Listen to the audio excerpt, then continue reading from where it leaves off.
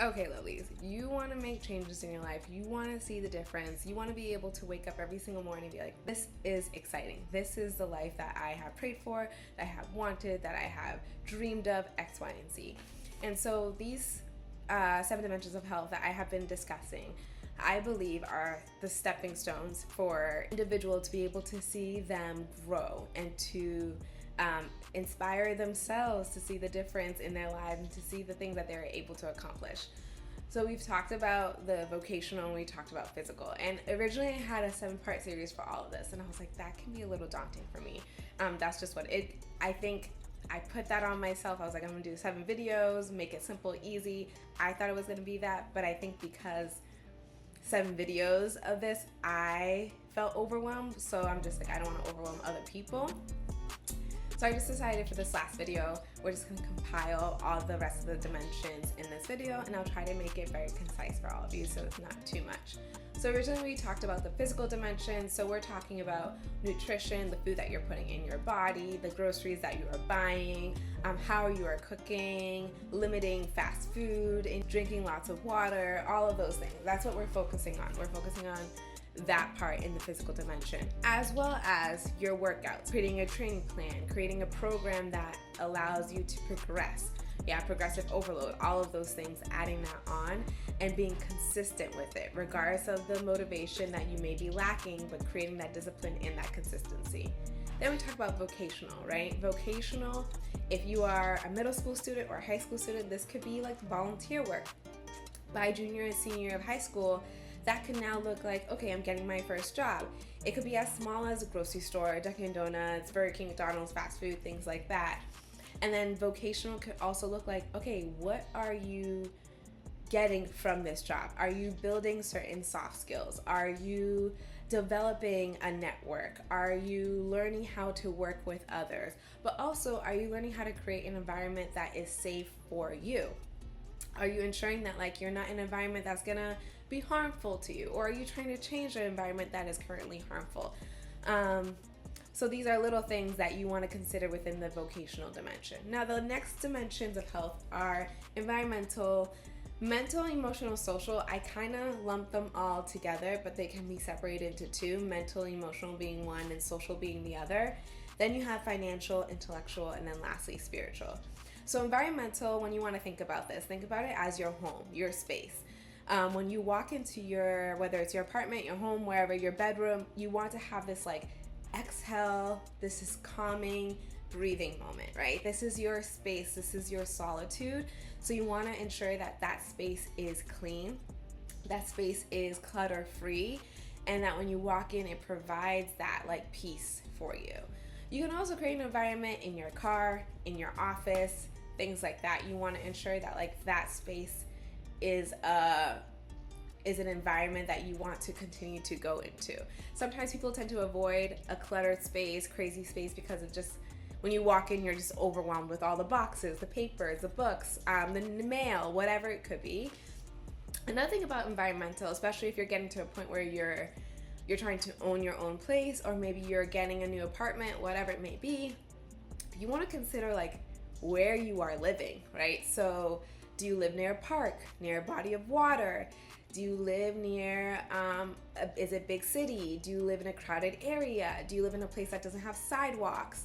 These are things you want to start to consider. And if you are going to be a parent or whatnot, or you have dogs or cats or whatever animal you may have, you want to consider like, is this a place I can raise these kids? Does it have greenery area where they can go out and run and play? Is it safe for them to go out and run and play? Do I have to worry about anything within that environment? These are things you want to consider. And then of course the home that you buy, of course there are rules and laws now that really help those who are living in those spaces not to have any type of chemicals within their walls, their floors, whatever it may be.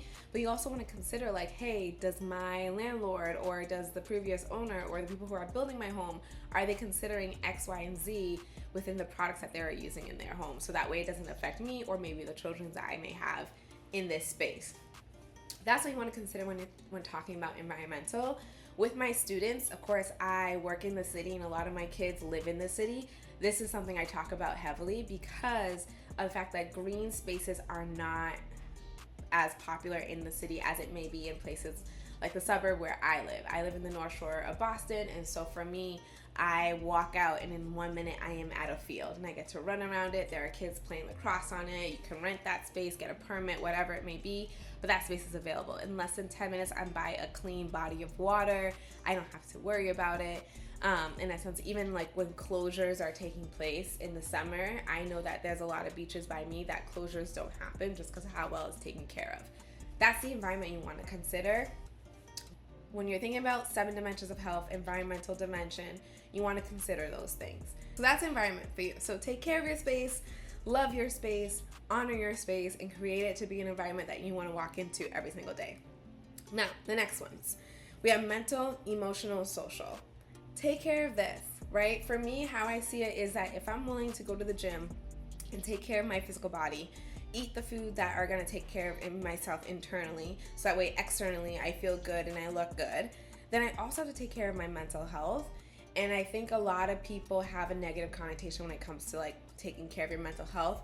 So take care of your mental health. And so for our kids, when we talk about mental health, that may look like the people you have around you, and it could look like getting enough sleep. It could look like making sure you have people in your corner that you can talk to, that you can vent to, that people around you that will be able to provide wisdom. All of these things you want to make sure that you have, but take care of your mental health. And that looks different for everyone depending on where you are on the spectrum. You may need to go to therapy, but you may also need to go outside and touch grass and be out in the sun. Like spectrum. Emotional and social. So emotional and mental are one and the same. Understanding your emotional threshold and being able to step into spaces and confront things depending on like how severe it might be. And then social is about like your environment with people, right? Who do you have in your corner? Who do you have to get to talk to? Do you have a group of friends? Do you have a group of friends that are uplifting you? Do you have a family unit? What does that look like? These are all social structures that we walk into every single day, but we don't consider them healthy or not healthy. In high school, I see the most negative social structures ever. You have friends that belittle one another and they call it, oh, we're just having fun. We see girls talking behind each other's back. I know in my heart that the people you surround yourself with will have an effect on your actions. As an athletic director, I have a lot of student athletes that really make poor decisions. And a lot of that is a result of the friends that they have. I'm not saying that like they can't make their own decisions and they made that choice to do X, Y, and Z, but because they're around these people all the time, they find it normal to behave in such a way. And there are multiple times I have conversations with people. I'm like, you won't last in my program if you continue this way. And if you continue to have these friends, it won't happen at all.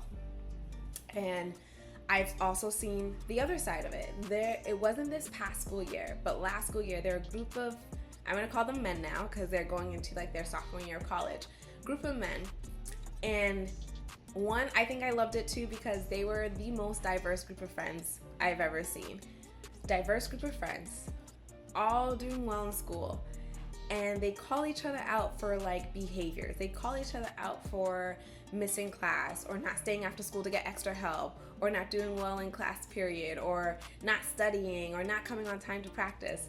And it was a refreshing to see a group of men that were not, they did not tolerate any sort of, I guess, funny business, right? They weren't doing the drugs, they weren't doing the drinking, they were about their school, they were about making their parents proud, they wanted to go to college, they wanted to get the scholarships for their college, so in order for them to have limited debt. And that to me was like, that's the friendship you want. That's the group of people you want to be surrounded by because they all had a mission. Individually, they all went to separate colleges, right? But their goal was like, we're going to get out of high school, we're going to do well in high school, we're going to make our parents proud, we're going to get into colleges, and we're going to do it well. And they did it while having fun and enjoying life. And I just think more young adults, I say young adults because now they are young adults, but more high school students need to be aware of the friends that they have. Because if you have friends that are skipping classes to go vape, or all they do after school is just hang around, go to Dunkin's, gossip, and then go home and on Snapchat every day. Like, what are you actually doing? There's no benefit to that at all. You want to be surrounded by people like, I actually have work. I actually have a game. So I'm going to go sleep early. I'm going to eat this food and I'm going to call it a day. Or like, actually, I don't have time for that conversation. Like, we have a test in 2 blocks. Let's talk about that. Let's study for that test. And I think that is something that we need to start developing in high school students. So that way when you get to college, when you get to become an adult and you're just working full time, you know who you want to surround yourself with. For me, in my social circle, I'm blessed to have friends that, one, every single one of them individually are working hard, right? They are developing their skills within their network, within their fields, and they are working hard to create something. And whether it's a legacy, whether it's something for their future, they're doing it. It really makes me happy that I was able to find these friendships in all different spaces, whether it's from my friends from high school, my friends from college, and the friends that I made after college and grad school and so forth. Every single one of us, I realized, like, we all were on a mission to do well, to make ourselves proud, to make our families proud, to honor God, and to be in a life where we wanted to be fulfilled and not just living for moments or highlights or the next drinking experience, right? So that's kind of like social construct. The next one is financial. Plain and simple. It's really not that plain and simple. But when we were younger, we were taught save, right? That's what you were taught. Now there's just so many different avenues of like where you can go. One thing I would 100% suggest is get yourself a financial advisor. If you are financially able to, I would suggest getting a financial advisor. I'm in my 30s, so I'm in a space where that was possible for me. So someone who was able to like look at everything. They were able to look at my 403b. They were able to look at my just like my contracts in general, any of my benefits, all of that. And were able to give me, in layman's terms, what does this actually look like? What is it that I need to do in order for me to protect myself, or in order for me to have this type of lifestyle in X amount of years? With that, because I had that financial advisor, I was then able to create a game plan. And then I was able to create a budget, X, Y, and Z. The next thing that I did after I got a financial advisor a few months later is I decided to join Financial Peace Literacy, so Financial Peace University. I did a few months later, after I had my financial advisor for a few more months, I joined Financial Peace University under Dave Ramsey. So I did that course. It was like a few weeks long. And with that course, plus having a financial advisor, the last, I would say 8-9 months, I just was on a journey to create a debt-free life. And that really propelled me to a mindset where I was able to construct myself a better budget. I was able to see okay, where do I want to go? What do I need to do? And from there, I just adjusted my life real well. So what does that look like? I looked at the things that I was spending a lot of money on and how can I limit that? Or where can I go to get a better option? For example, books. That would be the number one thing I would spend on, right? I have all these streaming sites. I need to get food, gas, whatever it may be, but books were something that I loved to spend money on. That was fun money. Coffee was another one, or I would say matcha, going to the coffee shop and getting a drink. Those were things I was spending money on. Outside food, for example, not dinners with friends, but oh, I forgot my lunch, or I didn't make lunch. Let's go get lunch. Or I don't feel like making breakfast at home. Let me go get breakfast. These were things I was spending money on. So what do I do from there? One, I start making food from home. I just have to, and they have to be tasty. But I ended up creating a better budget for my groceries and ensuring that okay, I have my breakfast, lunch, and dinner options and things I can make under 30 minutes. I'm not spending hours. I just remember growing up and my grandmother and mom would be in the kitchen for hours making food. Yes, Haitian food is amazing. I absolutely love it, but I absolutely cannot be in the kitchen for over an hour. That's just not my cup of tea. So what we're gonna do, we're gonna make foods that are under 30 minutes and available for me to pack up and to go on the road with. So these are things that I adjusted. So the past few months, I made my own breakfast, lunch, and dinner from home. That saved me tons of money. Second thing I did was from January up until around April or May, I stopped buying books. I was on Libby, Hoopla, any other option, Kindle Unlimited. Those were the things that I had access to for my books. It's just recently that I purchased my own books. The next thing that I did was, I'm trying to see, so books, whatever. So groceries was another big thing, just ensuring that I buy the same things.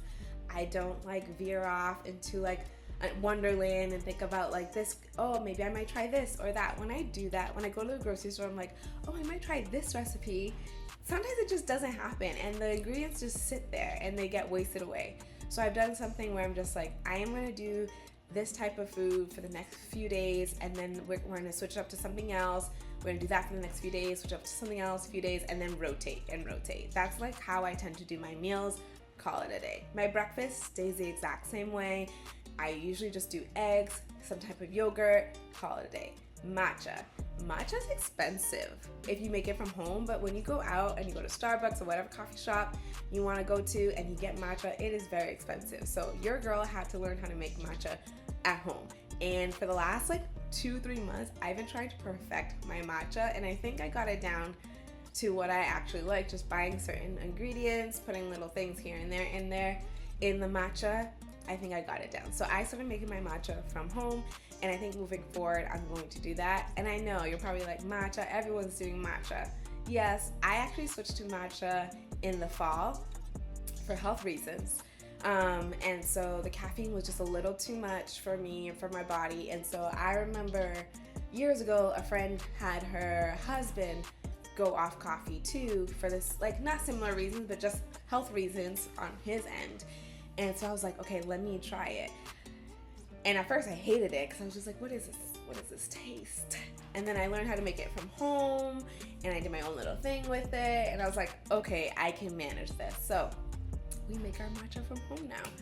And those are little things that I do. I am not outside all the time. I learned to enjoy my rent.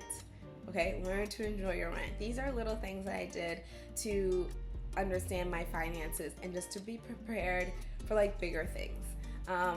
Right now it's really beneficial, like learning to pay off my credit cards and definitely putting a debt in my student loans. Like those are things that I'm really getting a benefit from getting a financial advisor and doing financial peace literacy class.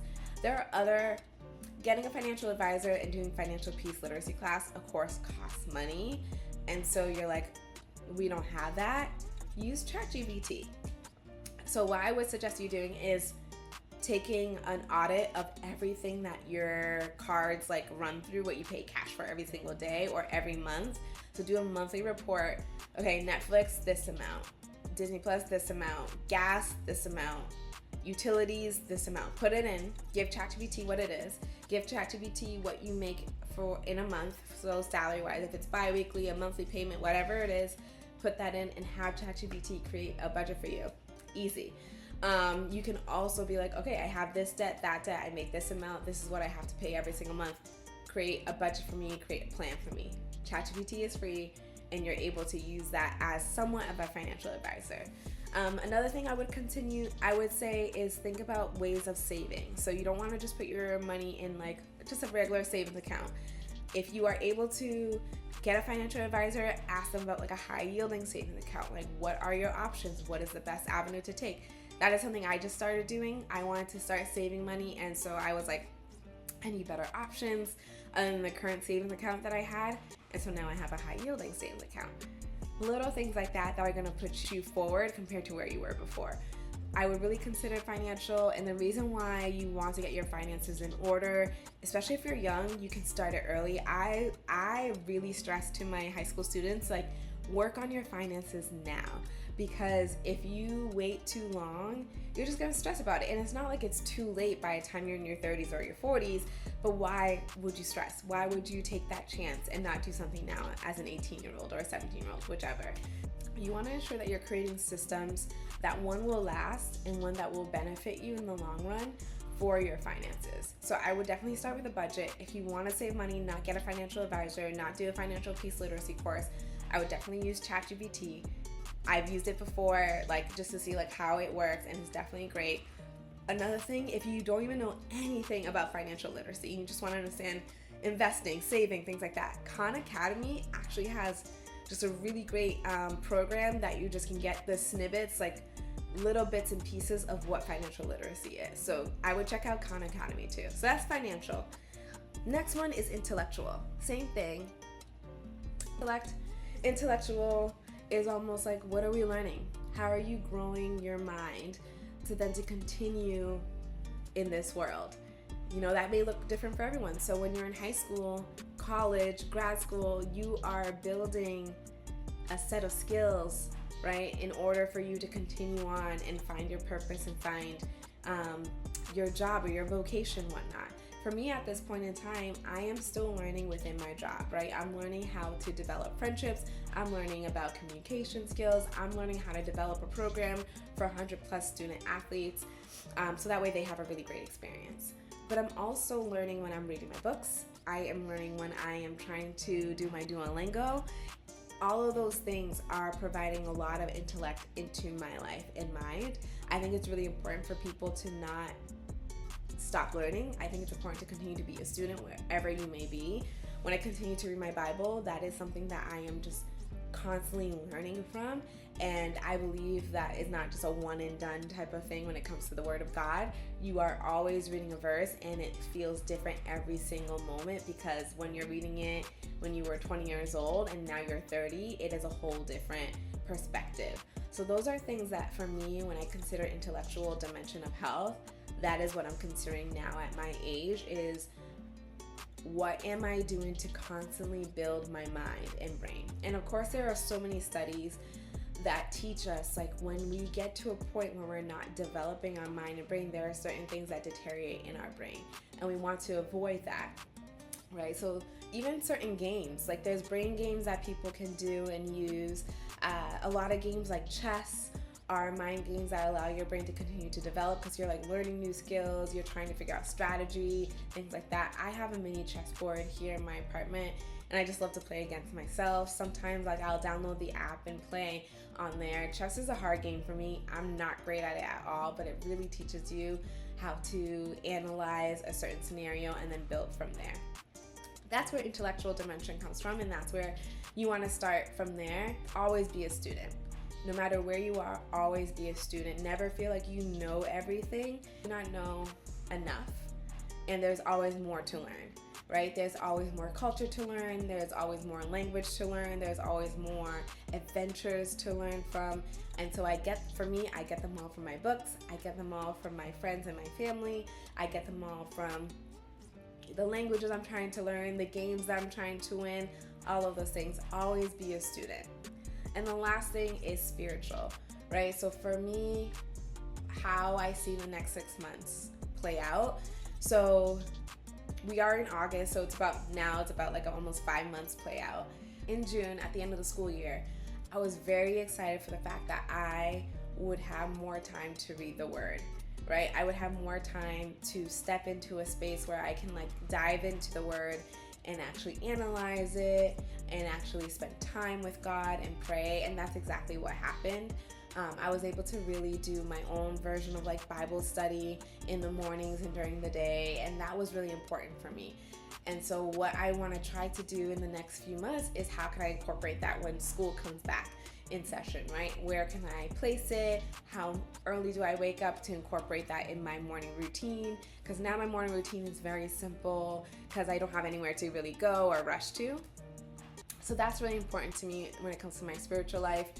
And then other things that I want to consider is, how can I continue to walk in the Word and to live the will of God and align my will with His, right? So that's my spiritual journey. That is what's going to happen in the next 4 months, is really stepping into what God is asking of me and asking the Lord, like, hey, what I want to align my will with yours. Continue to open my eyes for what you have for me. And so that's my spiritual journey as a woman of God, as a Christian. And that may look the same for you, or it could look a little bit differently, depending on like where your faith lies in, or if you're a believer, not a believer, X, Y, and Z. I am a believer, so when it comes to the spiritual dimension of health, I consider that as my faith in God and where my walk is right now, and not that like where I can be better or where I can do better. To be a better Christian was just like being honest. and knowing that like I have so much to learn of what God has for me, and I am inspired for where God has been taking me. Last weekend we put on a young adult women's conference at my church, and this is our second year doing it, so we're just really excited for that. And I know that that's just the beginning, right? And I know that there's so much more to come.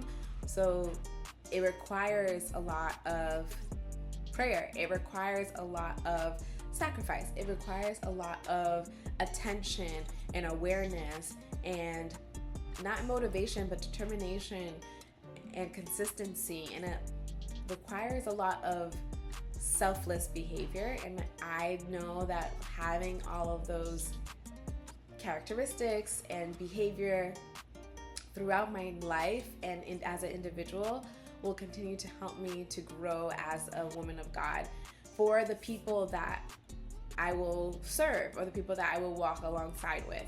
Something that I know to be true when it comes to those who practice faith-based religion is that it is not for you, right? And that's something that I was learning this year, is like, this is not for me, right? When I say yes to things for God, the blessings that come out of that are for those who are receiving from Him, not from me. So when I say yes to serving, I know that others will be blessed because God will show up. So being obedient, not comfortable, that is where my spiritual journey is, and that's where I'm trying to continue to walk. So being obedient, not comfortable. That's kind of like my 7 dimensions of health, guys, and where I'm trying to be in the next few months before 2026, which is a wild year to say out loud. But yeah, that's kind of the journey. That's all I have for you guys. I hope you enjoy. This is part 3 of the 7 dimensions of health. And yeah, we're going to talk more. I think the next thing that we're going to discuss in the next few weeks are just, we're going back to books. I've been loving this summer's reads and things I've been listening to, things I'm purchasing. I'm just finally getting back to a point where I'm loving reading. I was in a slump for a bit, maybe because my last few months of work were horrendous, and so I just mentally could not pick up a book at all. And so now the summer really did a number to me in a good way, and yeah, I'm excited to talk more about it. So that's all I got for you guys. Bye.